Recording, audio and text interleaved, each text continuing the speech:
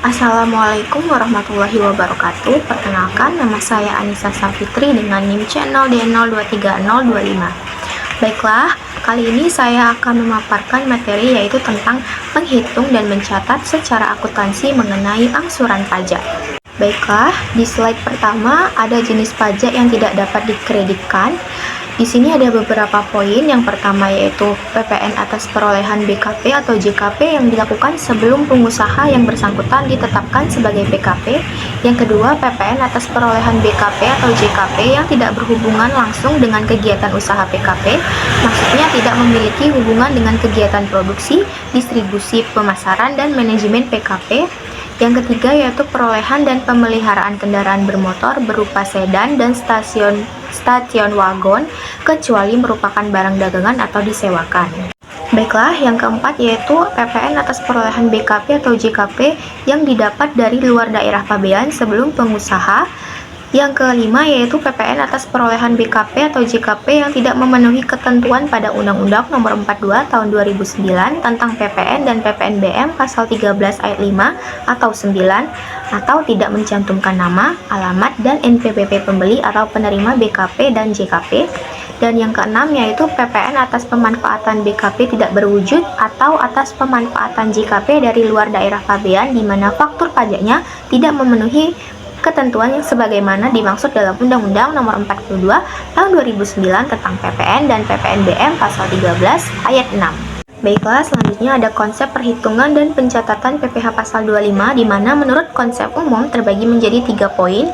Yang pertama yaitu PPh setiap bulan, di mana angsuran pajak dalam tahun pajak berjalan yang harus dibayar oleh WP setiap bulan adalah sebesar PPh yang terutang menurut SPT tahunan, PPh tahunan yang lalu dikurangi dengan yang pertama PPh yang dipotong dalam pasal 21 dan pasal 23 serta PPh yang dipungut dalam pasal 22. Yang kedua yaitu PPh yang dibayar atau terutang di luar negeri yang boleh dikreditkan dalam pasal 24 lalu dibagi menjadi 12 atau banyaknya bulan dalam bagian tahun pajak.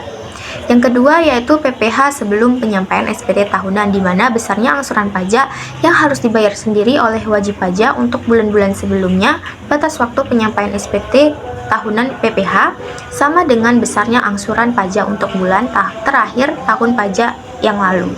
Yang terakhir yaitu tahun pajak berjalan diterbitkan surat ketetapan pajak atau SKP, di mana apabila dalam tahun pajak berjalan diterbitkan SKP untuk tahun pajak yang lalu, maka besarnya angsuran PPh 25 dihitung kembali berdasarkan SKP tersebut dan berlaku mulai bulan berikutnya setelah bulan penerbitan SKP.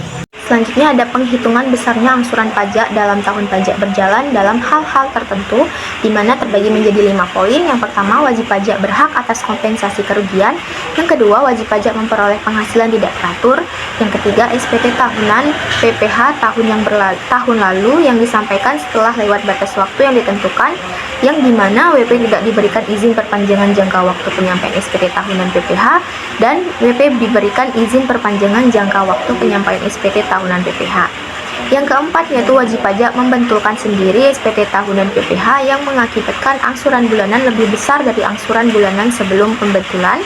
Dan yang terakhir, yang kelima, yaitu wajib pajak mengalami perubahan keadaan usaha atau kegiatan wajib pajak. Selanjutnya, menurut PMK nomor 2025, PMK 03 tahun 2008, PMK 208 2009, wajib pajak tertentu. Di sini ada terbagi menjadi 5 poin, di mana wajib pajak yang pertama, wajib pajak baru merupakan wajib pajak orang pribadi dan badan yang baru pertama kali memperoleh penghasilan dari usaha atau pekerjaan bebas dalam tahun pajak berjalan. Yang kedua, wajib pajak bank dan sewa guna usaha atau SGU dengan hak opsi. Yang ketiga, wajib pajak badan usaha milik negara dan badan usaha milik daerah. Yang keempat yaitu wajib pajak masuk bursa dan WP lainnya yang berdasarkan ketentuan diharuskan membuat laporan keuangan berkala. Dan yang terakhir, yang kelima, yaitu wajib pajak orang pribadi pengusaha tertentu. Di sini ada mekanisme pengkreditan pajak masukan di mana terbagi menjadi 2 poin. Yang pertama, apabila dalam suatu masa pajak PKP selain melakukan penyerahan yang terutang pajak, juga melakukan penyerahan yang tidak terutang pajak. Sepanjang bagian penyerahan yang terutang pajak dapat diketahui dengan pasti dari pembukuannya, maka jumlah pajak masukannya yang dapat dikreditkan adalah pajak masukan yang berkenaan dengan penyerahan yang terutang pajak.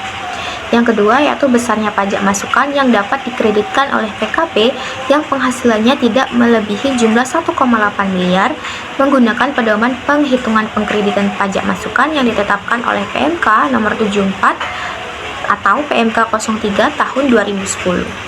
Baiklah, sekian penjelasan materi tentang menghitung dan mencatat secara akuntansi mengenai pajak angsuran yang telah saya sampaikan. Saya mohon maaf apabila ada salah kata yang disengaja maupun tidak disengaja. Saya akhiri, wabillahi taufiq wal hidayah. Wassalamualaikum warahmatullahi wabarakatuh.